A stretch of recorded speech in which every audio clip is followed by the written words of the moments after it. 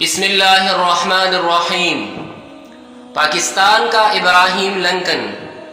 Book shop پر machinery school میں پڑھنے والے ایک بچے نے سامنے رکھی ہوئی ایک تصویر کی طرف اشارہ کرتے ہوئے کہا، ماما یہ بڈھا کون ہے؟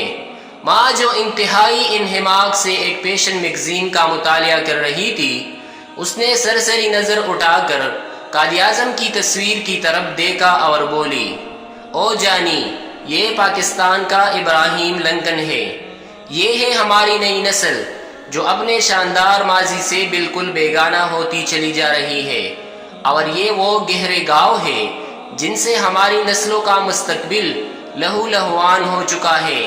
یہ نسل اپنی تہذیب اور ثقافت کا جنازہ نکال چکی ہے، اپنی اقدار کا گلا گونج چکی ہے، لیکن دوسری طرف ہماری ہی نسل کے وہ بچے بھی ہیں جو ٹاٹ اور دریوں میں بیٹھ کر اسلامی علوم حاصل کر رہے ہیں، جو دین اسلام کے محفوظ مستقبل کی ضمانت ہے۔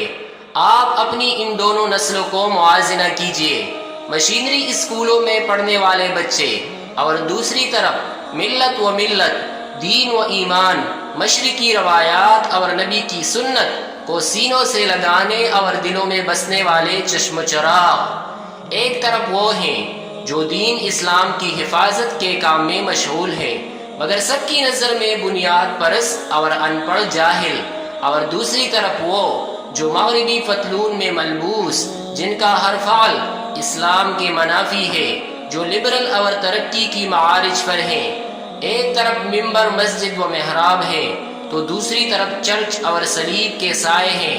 ادھر ٹوپی ہے تو ادھر ٹائی ہے، ادھر ٹوٹی پوٹی چٹائیوں کے بچونے ہیں تو ادھر جدید ایئر کنڈیشن کلاس روم ہے۔